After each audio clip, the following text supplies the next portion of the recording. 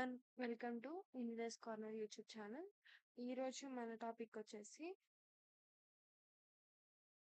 Variables అన్నమాట. అయితే నార్మల్గా అయితే అప్లికేషన్స్ చూడాలి. అయితే ముందు టాపిక్ అంటే వై వి నీడ్ పైథాన్, అలానే అప్లికేషన్స్ అనేవి రెండు సేమ్ కాబట్టి ఆ, అంటే అవే సైడ్ హెడ్డింగ్స్ పెట్టేసి మనం అప్లికేషన్స్ రాసేయచ్చు అనమాట. కాబట్టి అది స్కిప్ చేస్తున్నాను. If anybody want please comment. తప్పకుండా దాని మీద కూడా వీడియో చేస్తాను. అయితే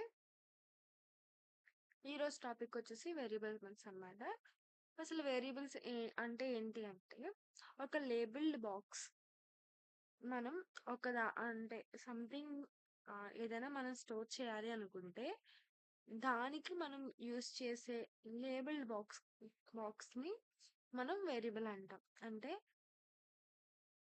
ఇప్పుడు మీరు ఫర్ ఎగ్జాంపుల్ ఇక్కడ ఏజ్ అనే ఒక లేబుల్డ్ బాక్స్ మనం తీసుకున్నట్లయితే అందులో మన ఏజ్ని స్టోర్ చేస్తున్నాం. అంటే ఏదైనా నెంబర్ని మనం స్టోర్ చేస్తున్నాం. కాబట్టి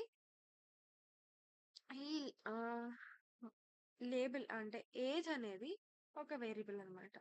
అంటే something that we use for storing పర్పస్లో మనం వేరియబుల్ అనేది వాడుతూ ఉంటాం. అలానే ఇక్కడ మనం చూస్తే పైథాన్లో మనం ఎలా స్టోర్ చేస్తాము అంటే ఏజ్ ఈక్వల్ టు 25 అనేసి మనం మెన్షన్ చేస్తే సరిపోతుంది.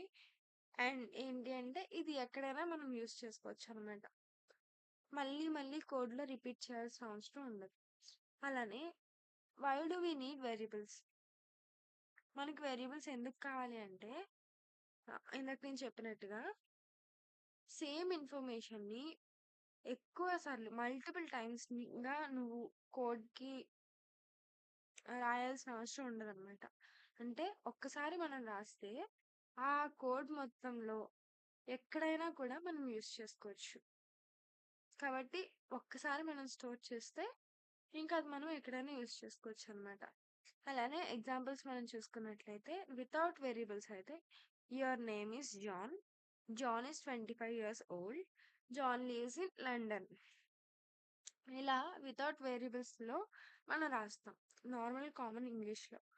కానీ విత్ వేరియబుల్స్ మనం రాస్తున్నప్పుడు name equal to John, age equal to 25, city is equal to London అని మనం రాస్తే మన నేమ్ అనే వేరియబుల్లో స్టోర్ అయ్యింది.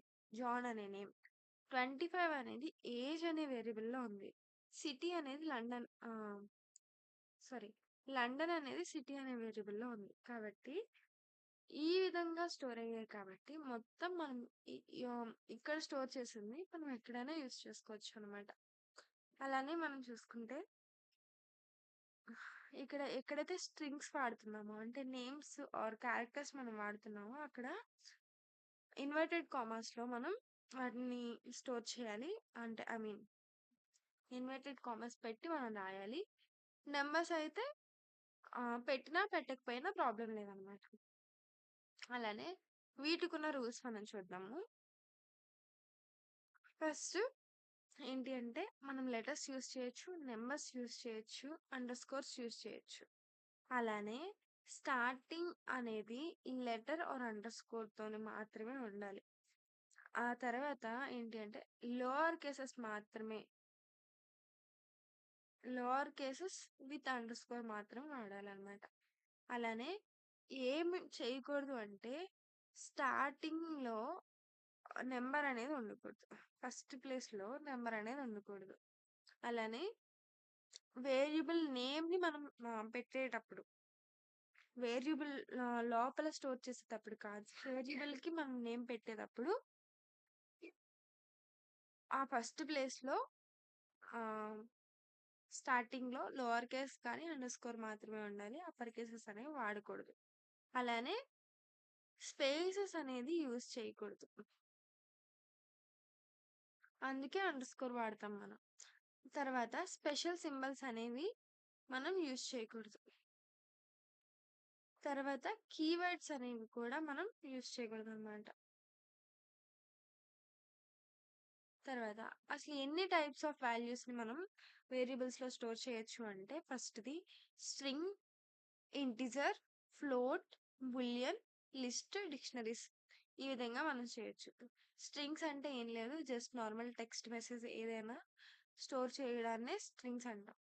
ఇంటిజర్స్ అంటే వాల్యూస్ ఏదైనా నంబర్స్. ఫ్లోట్ వాల్యూస్ అంటే నంబర్సే కానీ విత్ డెసిమల్ మనం స్టోర్ చేయొచ్చు. బూలియన్‌లోకి వచ్చేటప్పటికి ట్రూ ఆర్ ఫాల్స్ అనే వాల్యూస్‌ని మనం స్టోర్ చేస్తామనమాట. ఆ తర్వాత ఫిఫ్త్ వచ్చేటప్పటికి మల్టిపుల్ ఐటెమ్స్ అనేవి ఒక లిస్ట్ కింద అంటే ఒక చోట ఒకే అరేలో అరే మనం వాడతాం కదా! జస్ట్ లైక్ అరేస్ లానే లిస్ట్ కూడా ఉంటుంది. గ్రూప్ ఆఫ్ ఆఫ్ వర్డ్స్‌ని మనం ఇందులో స్టోర్ చేయొచ్చు. మల్టిపుల్ ఐటెమ్స్ మనం దీనిలో స్టోర్ చేయొచ్చనమాట.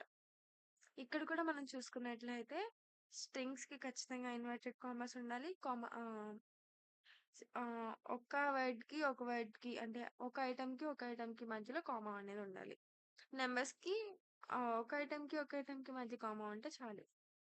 తర్వాత డిక్షనరీస్ మనం చూసుకున్నట్లయితే ఇది లేబుల్డ్ డేటా. ఇది సేమ్ లిస్ట్స్ లానే ఉంటది కానీ లిస్ట్స్ కాదనమాట. కాబట్టి ఏంటి అంటే ఇక్కడ ఏంటి అంటే వాటిలో ఆహ్, వేరే వేరే వేరియబుల్స్‌ని కూడా డిక్షనరీస్‌లో మనం సేవ్ చేసేసి ఈ ఏదైతే స్టోర్ చేస్తున్నామో గ్రూప్ ఆఫ్ వేరియబుల్స్‌ని అదంతా కూడా ఒకే వేరియబుల్‌కి మనం అసైన్ చేయొచ్చనమాట.